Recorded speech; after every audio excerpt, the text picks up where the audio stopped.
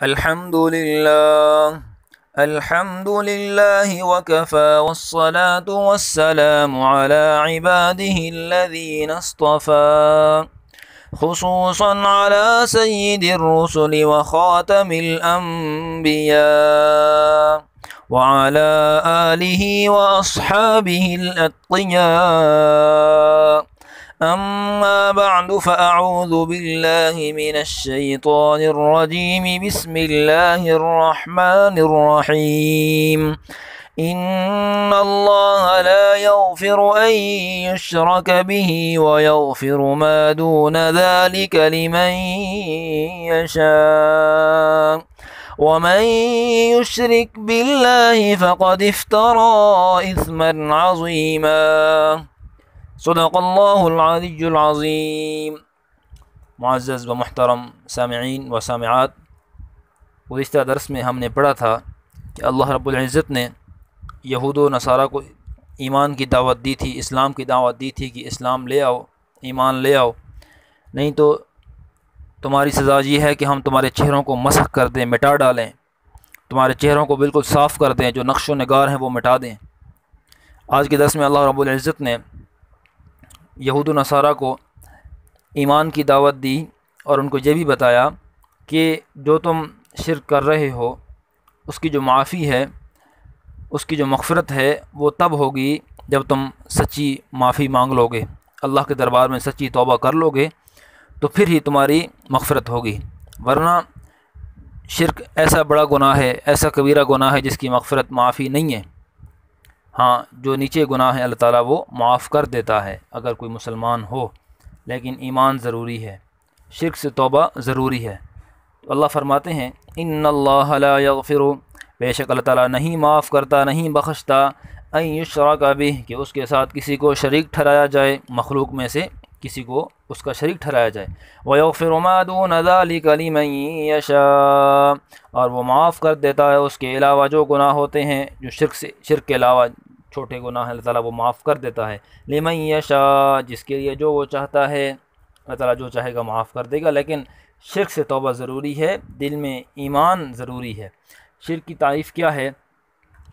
شرک مخلوق میں سے کوئی ایسی صفت ماننا جو اللہ تعالیٰ کی ذات کے ساتھ خاص ہے، اللہ تعالیٰ کی صفات کے ساتھ خاص ہے۔ تو یہ اس کی بہت ساری قسمیں ہیں۔ ایک تو یہ ہے کہ اللہ تعالیٰ کے علم میں کسی کو شریک ٹھہرا لیا جائے، کہ یعنی کسی کے بارے میں یقین رکھنا کہ وہ ہمیں غیب کی خبریں دے گا، تو یہ کسی بزرگ کے کلام میں کوئی ایسی چیز رکھنا کہ وہ غیب کی خبریں محسوس ہو رہی ہیں، تو یہ علم میں شرک ٹھہرا لیا، یہ بھی غلط بات ہے، یہ بھی شرک ہے۔ دوسرا ہے شرک فی التصوف، کہ جو نفع نقصان کا مالک ہو اس کو مختار سمجھ لینا، اس سے مرادیں مانگ لینا، کہ وہ تصوف کرتا ہے، تصرف کرتا ہے، اس سے روزی مانگنا، اولاد مانگ لینا، یہ شرک فی التصرف ہے۔ اور تیسرا یہ ہے کہ عبادت میں کسی کو شریک ٹھہرانا، کسی کو سجدہ کرنا، کسی کے نام کا جانور چھوڑ دینا، چڑھاوا چڑھانا، کسی کی منت ماننا، یہ سب جو ہے نا شرک فی العبادہ، عبادت میں کسی کو شریک ٹھہرانا۔ تو یہ تینوں قسمیں شرک کی جو ہے نا کبیرہ گناہ ہے، بہت بڑا گناہ ہے، تینوں قسموں کی ممانعت ہے، اور اللہ تعالیٰ ہم سب کو اس شرک سے محفوظ رکھے۔ تو اللہ فرماتے ہیں وَمَن یُشْرِک بِاللَّهِ، اور جس نے اللہ تعالیٰ کا شریک ٹھہرایا، اللہ تعالیٰ کا جس نے شریک ٹھہرایا، فقد افترا اثما عظیما، بس تحقیق اس نے بہت بڑا بہتان باندھا۔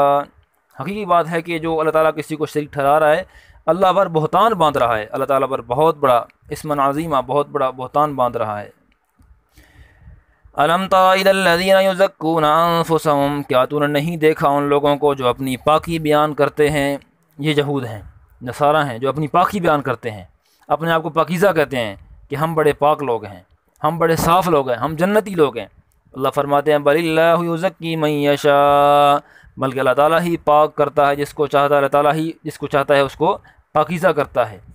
اپنی تعریف نہیں بیان کرتے، اپنی مدح نہیں بیان کرتے۔ ولا یظلمون فتیلا، اور ان پر دھاگے برابر بھی باریک ظلم نہیں کیا جائے گا، اتنا ظلم نہیں کیا جائے گا۔ انظر کیف یفترون علی اللہ الکذب، دیکھ ان لوگوں کی طرف، دیکھ کیسے وہ اللہ پر جھوٹا افترا باندھتے ہیں، جھوٹ بہتان باندھتے ہیں۔ وَكَفَى بِهِ اسما مبینہ، اور یہ ان کا بہت بڑا گناہ ہے، اور یہ گناہ سری، ان کا واضح گناہ کافی ہے، یعنی سزا دینے کے لیے ان کو یہ گناہ بھی ان کے لیے کافی ہے۔ تو اپنی مدح بیان کرنا، علماء کرام فرماتے ہیں کہ اپنی مدح وہی لوگ بیان کرتے ہیں جن کے دل میں تکبر ہوتا ہے، جن کے اندر تکبر ہوتا ہے، اس وجہ سے اپنی مدح بیان کرنے سے بچنا چاہیے۔ اور مدح وہ بیان کر سکتا ہے جس کا خاتمہ، جس کو معلوم ہو کہ میرا خاتمہ جو ہے نا تقوی طہارت پر ہوگا، ایمان پر ہوگا۔ تو جب کسی کو معلوم نہیں ہے تو پھر کیوں کوئی اپنی مدح بیان کرے؟ اور بعض اوقات وہ یہ مدح بیان کرتے ہیں کہ ہم جو ہے نا نقائص سے، عیوب سے پاک ہیں، حالانکہ یہ بھی جھوٹ ہے، کیونکہ آدمی میں بہت سارے عیب موجود ہوتے ہیں۔ تو یہ اگر یہ باتیں کسی بندے کے اندر نہ ہوں، ویسے نعمت کے اظہار کے طور پر اپنی کوئی صفت بیان کرے، نعمت کے اظہار کے طور پر، اظہار نعمت کے طور پر، تو وہ یہ جائز ہے۔ لیکن اگر مدح کا سبب ان تین چیزوں میں سے کوئی ایک چیز بھی ہوگی تو وہ مدح کرنا جائز نہیں ہوگی۔ الم تر الی الذین اوتوا نصیبا من الکتاب، کیا تو نے نہیں دیکھا ان لوگوں کی طرف جن کو کتاب میں سے ایک حصہ دیا گیا، یعنی جو کتاب کو مانتے ہیں، جن کو کتاب دی گئی، جو کتاب کا جن کو ایک حصہ دیا گیا۔ یؤمنون بالجبت والطاغوت، وہ ایمان رکھتے ہیں بتوں پر اور طاغوت شیطان پر ایمان رکھتے ہیں، ان کو ماننے لگ گئے ہیں۔ یہاں واقعہ ہے کہ غزوہ احد کے بعد جو یہود کے سردار تھے، کعب بن اشرف، حجی بن اخطب، یہ دونوں گئے ابو سفیان کے پاس اور ان کو کہا کہ ہم آپ علیہ السلام کے خلاف اور مسلمانوں کے خلاف ہم تمہارے ساتھ ہیں۔ تو ابو سفیان نے ان سے کچھ باتیں کی اور ان کو کہا کہ تم جو ہے نا ہمارے بتوں کو سجدہ کرو۔ انہوں نے پھر سجدہ بھی کیا، ابو سفیان کی بات مان کر انہوں نے بتوں کو سجدہ کیا، حالانکہ وہ یہ ان کو معلوم تھا کہ یہ شرک ہے، بت کو سجدہ کرنا واضح شرک ہے، لیکن انہوں نے اپنے علم کا ناجائز استعمال کیا اور نفسانی خواہشات کے پیچھے لگ گئے، تو پھر انہوں نے سجدہ کر دیا۔ اور ابو سفیان نے پھر یہ بھی پوچھا کہ ہم زیادہ جو ہے نا حق پر ہیں یا آپ علیہ السلام اور ان کے جو ماننے والے ہیں وہ ہدایت پر ہیں؟ تو اس نے پوچھا کہ تم کیا ایمان رکھتے ہو؟ اس نے کہا، ابو سفیان نے کہا کہ ہم اونٹوں کو ذبح کرتے ہیں حج کے لیے، دودھ پلاتے ہیں، مہمانوں کی ضیافت کرتے ہیں، جو ہے نا بیت اللہ کا طواف کرتے ہیں، عمرہ کرتے ہیں۔ تو اس نے کہا تم حق پر ہو، محمد صلی اللہ علیہ وسلم اور ان کے جو ماننے والے وہ حق پر نہیں ہیں۔ تو یہ ان کو بات معلوم تھی کہ یہ بات غلط میں ہم کہہ رہے ہیں، لیکن انہوں نے اپنے علم کا ناجائز استعمال کیا۔ قرآن پاک میں آتا ہے کہ بلعم بن باعورہ بہت بڑا عالم تھا، جلیل القدر عالم تھا، اس نے اپنے علم کا ناجائز استعمال کیا، موسیٰ علیہ السلام کے خلاف اس نے بد دعا کی اور ان کے خلاف تدبیریں کی، تو ناکام ہو گیا، مردود ٹھہر گیا، خود بھی گمراہ ہو گیا۔ اسی طرح ان کا بھی حال یہی ہوا کہ جاننے کے باوجود انہوں نے یہ کام کیا تو یہ بھی گمراہ ہو گئے اور مردود ٹھہرے۔ اسی طرح آج کل کے دور میں بھی کوئی اپنے علم کا ناجائز استعمال کرے گا، اپنے علم کو خواہشات کی بھینٹ چڑھائے گا، محض دنیاوی لالچ کے لیے اپنے علم کو استعمال کرے گا، تو اس کا بھی یہی حال ہوگا۔ اور ان لوگوں کا اسلام سے کوئی تعلق نہیں ہے کہ اسلام کا لبادہ اوڑھ کر کافروں کے ساتھ ملے ہوئے ہیں اور جاننے کے باوجود بھی وہ اپنے منہوں سے غلط باتیں کہہ رہے ہیں اور ایسی باتیں کہہ رہے ہیں جو کفار کو پروموٹ کر رہی ہیں، جو کفار کے حق میں جا رہی ہیں۔ تو ایسے لوگوں کا اسلام سے کوئی تعلق نہیں ہے، بلکہ وہ مردود ہیں، گمراہ ہیں۔ اللہ تعالیٰ مسلمانوں کو ایسے لوگوں کے شر سے محفوظ رکھے، آمین۔ الم تر الی الذین اوتوا نصیبا من الکتاب، کیا تو نے نہیں دیکھا ان لوگوں کی طرف جن کو کتاب کا ایک حصہ دیا گیا، کتاب دی کہ یؤمنون بالجبت والطاغوت، وہ ایمان رکھتے ہیں، وہ مانتے ہیں بتوں کو، شیطان کو، بتوں اور شیطان کو مانتے ہیں، حالانکہ ان کے پاس علم ہے، کتاب کا علم ہے، اس کے باوجود بتوں کو مان رہے ہیں، شیطان کو مان رہے ہیں۔ بالجبت اس سے مراد بت ہے، اور اب یہ اس کا واضح جو ہے نا پھر اس کی وضاحت ایسی ہوئی کہ جو بھی اللہ کے علاوہ کسی چیز کو مانا جائے تو وہ جبت ہوگی، طاغوت ہوگی۔ تو اس وجہ سے جبت اور طاغوت بتوں پر بھی اس کا اطلاق ہوتا ہے، اور جو اللہ تعالیٰ کے خلاف چیزیں ہیں، جو جن پر لوگ ایمان رکھتے ہیں، مورتیوں پر، یہ سب اس پر اطلاق ہوگا۔ وَيَقُولُونَ لِلَّذِينَ كَفَرُوا هَؤُلَاءِ، اور کہتے ہیں ان لوگوں کو جنہوں نے کفر کیا، کافروں کو کیا کہتے ہیں؟ هَؤُلَاءِ يَهْدَىٰ، یہ لوگ زیادہ راہ راست پر ہیں، یعنی کافر زیادہ راہ راست پر ہیں، من الذین آمنوا سبیلا، ایمان والوں سے زیادہ کافر راہ راست پر ہیں۔ یہ غلط بات کہتے ہیں، حالانکہ کتاب ہے ان کے پاس، کتاب کا علم ہے، یہ دونوں باتیں انہوں نے غلط کی. ایک تو عملی طریقے سے انہوں نے بت کو سجدہ کیا، شیطان کو سجدہ کیا، اور اپنے منہ سے بھی غلط بات کہہ کر آئے ہیں کہ مسلمانوں سے زیادہ تم کفار حق پر ہو، تم زیادہ راہ ہدایت پر ہو. یہ بات ان کی سراسر غلط ہے. اولئک الذین لعنہم اللہ، یہی وہ لوگ ہیں جن پر اللہ تعالیٰ نے لعنت کی ہے. اللہ تعالیٰ نے ایسے لوگوں پر لعنت کی ہے. ومن یلعن اللہ، یعنی اللہ تعالیٰ کی رحمت سے دور ہو گئے. ومن یلعن اللہ، اور جس پر اللہ تعالیٰ لعنت کرے، فلن تجد لہ نصیرا، بس تو نہ پائے گا اس کے لیے کوئی مددگار، اس کے لیے آپ کوئی مددگار نہیں پائیں گے. مددگار کیا مطلب؟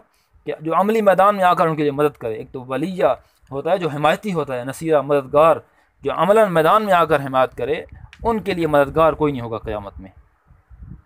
مفتی شفیع عثمانی رحمہ اللہ نے بہت ساری احادیث لکھی ہیں کہ ملعون لوگ کون ہیں، اور یہ جو یہود ہیں پہلے ان کے آباء و اجداد ملعون ٹھہرے تھے کہ ان پر ایسی لعنتیں ہوئیں کہ ان کے چہرے مسخ ہو گئے اور وہ بندر اور خنزیر بن گئے، وہ آپس میں ایک دوسرے کو قتل کرتے رہے.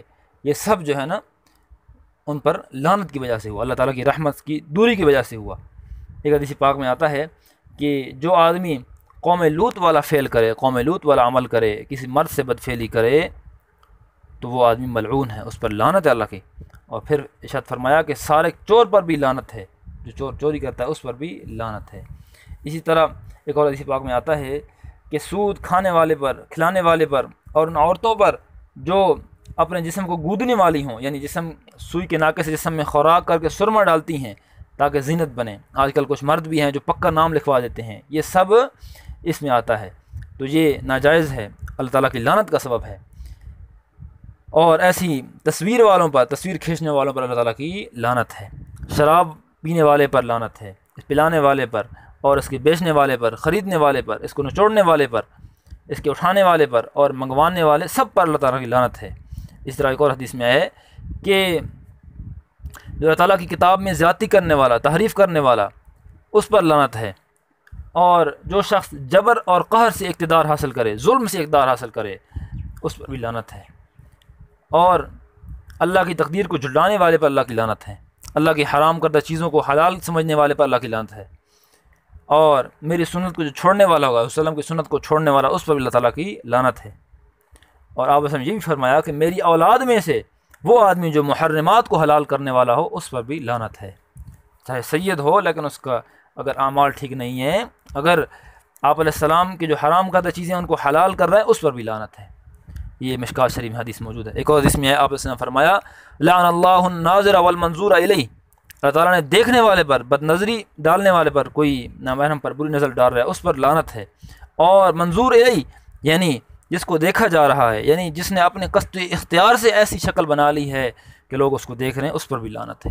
آج بازاروں میں ایسی عورتیں پھر رہی ہیں، اور جنہوں نے اپنی شکل صورت ایسی بنائی ہے، جو زیب و زینت اختیار کرتی ہیں، برقع نہیں کرتی، پردے نہیں کرتی، ان پر اللہ تعالیٰ کی لعنت ہے. دیکھنے والے پر بھی لعنت، اور جن کو دیکھا جا رہا ہے، دیکھوانے والیوں پر بھی اللہ تعالیٰ کی لعنت ہے. اس طرح ایک اور حدیث پاک میں آتا ہے، اللہ تعالیٰ نے ایسے مرد پر لعنت کی ہے جو عورت کا سا لباس پہنے، اور ایسی عورت پر لعنت کی ہے جو مرد کا لباس پہنے. اس طرح ایک اور حدیث میں آتا ہے کہ ایسی عورت جو مردانہ جوتا پہنتی ہے، اس عورت پر بھی لعنت ہے. جو مردوں کے طور طریق اختیار کرتی ہے، ایسی عورت پر بھی لعنت ہے.